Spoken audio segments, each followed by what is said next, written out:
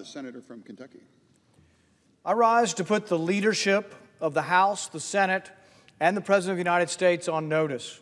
I will not consent to any expedited passage of any spending bill that provides any more American aid to Ukraine. It's as if no one has noticed that we have no extra money to send to Ukraine. Our deficit this year will exceed $1.5 trillion. Borrowing money from China to send it to Ukraine makes no sense. It's not as if we have some sort of rainy day fund sitting around, trillions of dollars at a pot of money, and we're just going to send that to Ukraine. We're going to borrow it.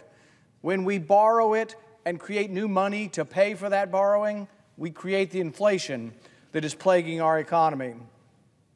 Since the beginning of Russia's war in Ukraine, the American taxpayers provided Ukraine with $113 billion. Over the 583 days of war, between February 24, 2022 and the end of the month, that averages $6.8 billion per month, or $223 million per day. There's a lot of things that we need to fix in our country before we borrow money to try to perpetuate a war in another country.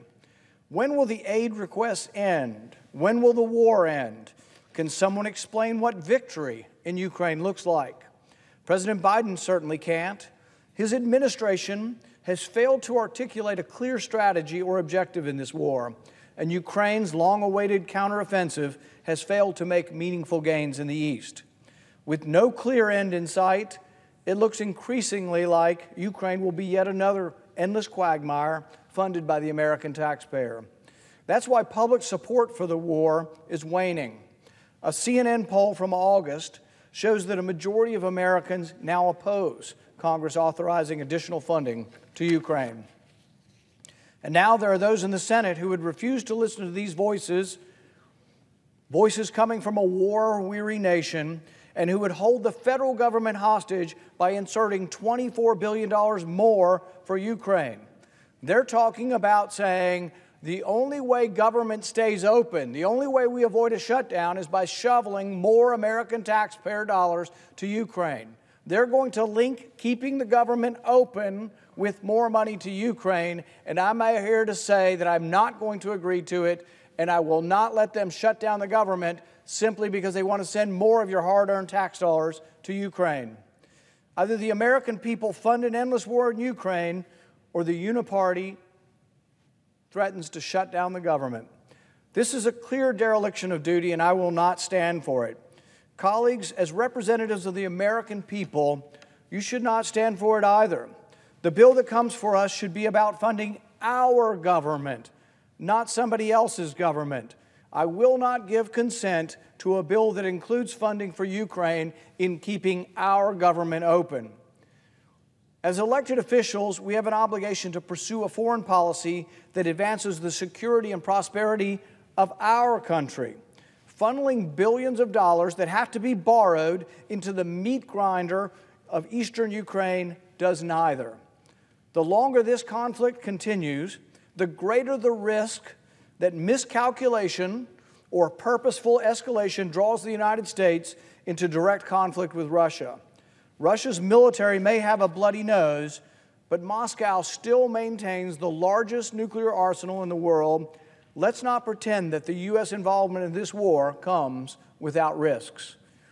If that's not bad enough, we lack effective oversight mechanisms to ensure that the hard-earned American tax dollars don't fall prey to waste, fraud, and abuse. For over a year now, I have been asking for a special inspector general to make sure they're not stealing our money. We've had one in Afghanistan, and he and his team of economists and technicians have overseen and found billions of dollars worth of waste that they've saved. We need the same thing in Ukraine, a special inspector general to make sure they're not stealing our money. When that has come before a vote in the Senate, the majority party in here says, no, we just want to spend the money, we don't care. Some Republicans have gone along with this as well, and they have voted against an inspector general. It is a terrible abuse of our spending authority to spend money overseas in a war and not make sure that they're not stealing it. So in addition to the colossal cost of the war, we end up paying a corruption tax. Ukraine is one of the most corrupt countries on the planet, maybe second only to Russia. Corruption runs deep in Ukraine, and there's plenty of evidence that it has run rampant since Russia's invasion. As President Zelensky landed in New York earlier this week, we learned that corruption concerns in Ukraine's Ministry of Defense resulted in the firing of 6 deputy defense ministers. This comes 2 weeks after the firing of Defense Minister Oleksiy Reznikov, who was removed after it was discovered that the Ministry of Defense had mishandled military contracts. Last month, Zelensky fired all 24 regional military recruitment chiefs because they were, quote, involved in illegal activities, including enrichment. Last October, we learned that U.S. shipment of grenade launchers, machine guns, rifles, bulletproof vests, and thousands of rounds of ammunition were ending up in the hands of criminal gangs and weapons traffickers posing as humanitarian organizations. And what did the Senate do? They voted against a special inspector general to make sure they're not stealing our money. What are we doing? Is this fair to the American people? Millions of Americans are struggling each day to make ends meet. Millions of Americans are struggling to provide for their families and put food on the table. Can we honestly look our constituents in the eye and tell them that this is a good investment of their dollars? Some say the war in Ukraine is a fight to save democracy. But those who say that need to be honest with themselves. Ukraine is far from a shining example of democracy.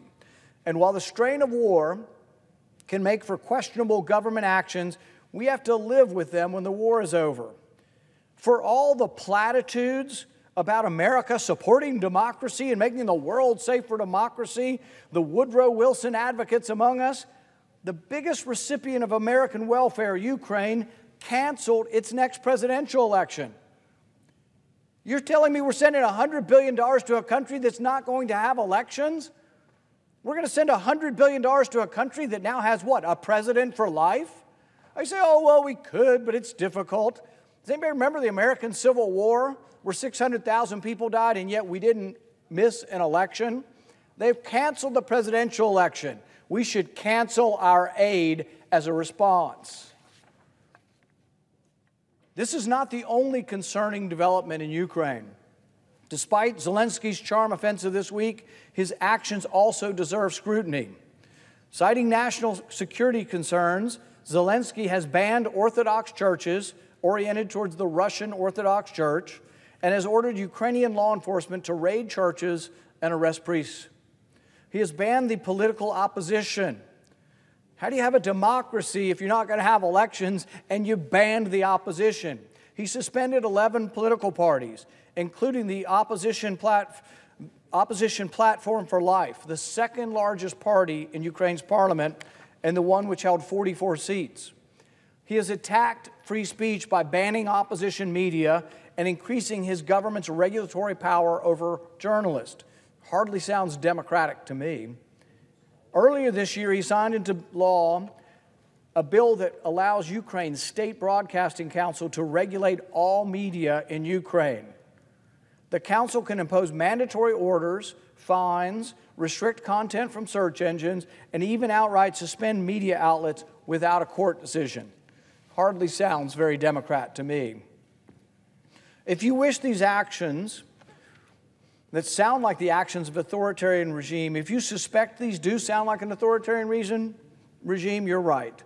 This past July, a Swiss intelligence report observed, quote, authoritarian traits in Zelensky as he tries to push the mayor of Kiev, Vitaly Klitschko, out of contention for Ukraine's 2024 presidential elections. Citing martial law, Zelensky stated that those elections will not take place.